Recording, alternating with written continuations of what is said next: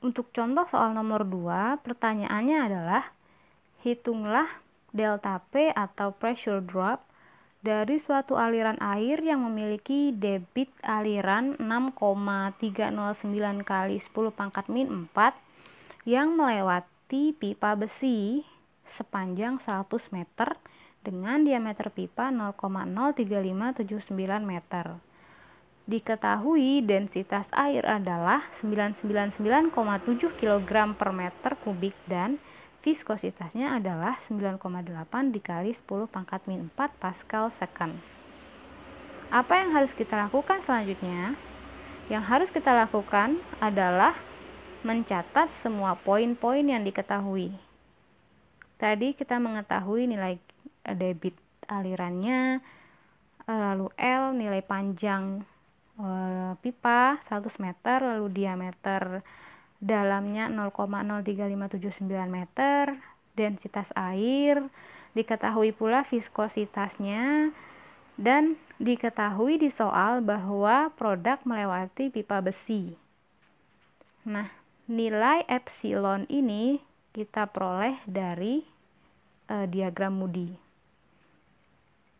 Jadi, di sini kita bisa baca. Diketahui tadi kan menggunakan pipa besi ya, atau steel or wrought iron, itu epsilon atau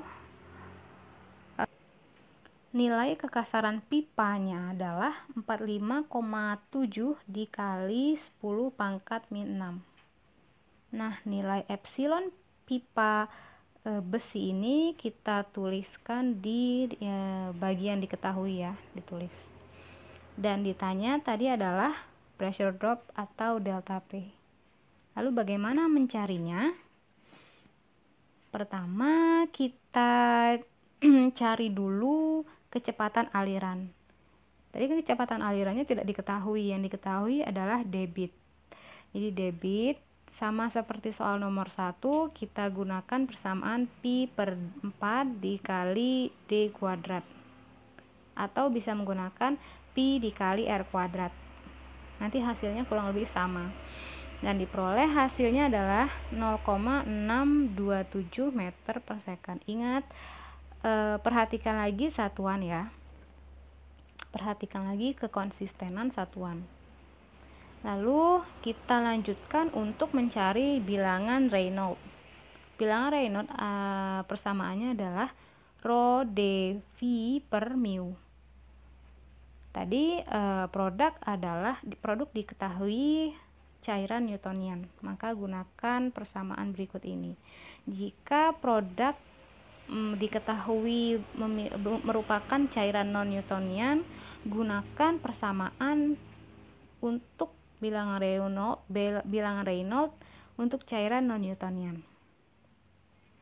Nah, berdasarkan perhitungan diperoleh bilangan Reynolds-nya sebesar 22.891,429, lalu kita majukan desimalnya menjadi 2,29 dikali 10 pangkat 4.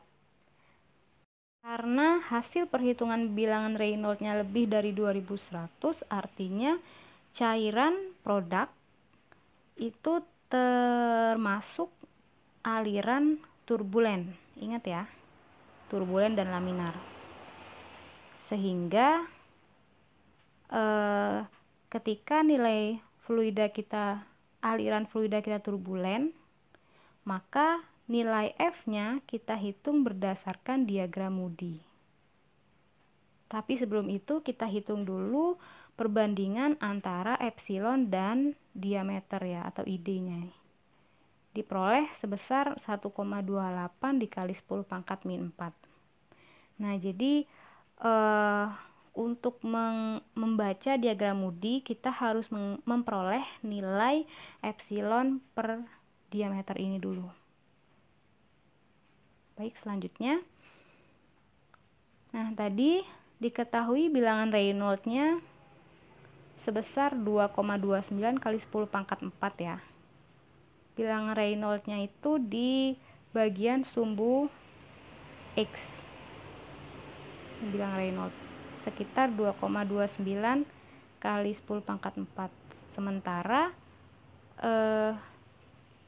epsilon per D-nya adalah 1,28 kali 10 pangkat min 4. Ini epsilonnya di sini. Itu sekitar 0,000128. Kita cari yang mendekati, berarti sekitar di sini ya. Nah, jadi dari bilangan Reynolds 2,29 kali 10 pangkat 4, kita tarik garis vertikal hingga menyentuh garis kekasaran relatif atau epsilon per D ini. Ini kita ikutin garis dari nilai epsilon per D, kita ikutin aja garisnya, dan kemungkinan besar nilai dari penentuan diagram Moody ini akan berbeda-beda, tapi tidak akan jauh gitu loh melencengnya antar mahasiswa, seharusnya seperti itu. Nah, ini sekitar titik ini ya. Mungkin saja nanti kalian bisa peroleh di titik yang lebih atas atau lebih bawah, tapi tidak masalah karena hasilnya tidak akan jauh beda seharusnya. Lalu setelah kita pertemukan titik antara garis vertikal bilangan Reynolds dan garis dari bilangan kekasaran relatif, kita tarik garis horizontal ke kiri ya, sehingga diperoleh bilangan faktor frictionnya sekitar 0,006.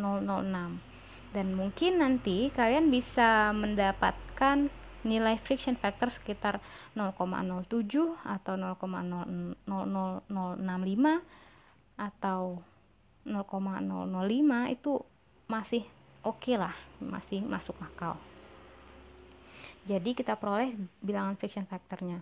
Nah, tadi di soal yang ditanyakan adalah pressure drop. Jadi kita belum sampai sini, pembahasan kita masih harus dimasukkan ke dalam persamaan selanjutnya.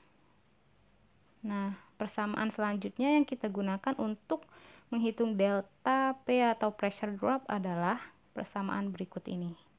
Sehingga diperoleh bilangan pressure dropnya sebesar 13.177,24 Pascal. Ketika kita ubah menjadi kilopascal, maka bilangannya menjadi 13,177 kilopascal. Baru pekerjaan kita selesai.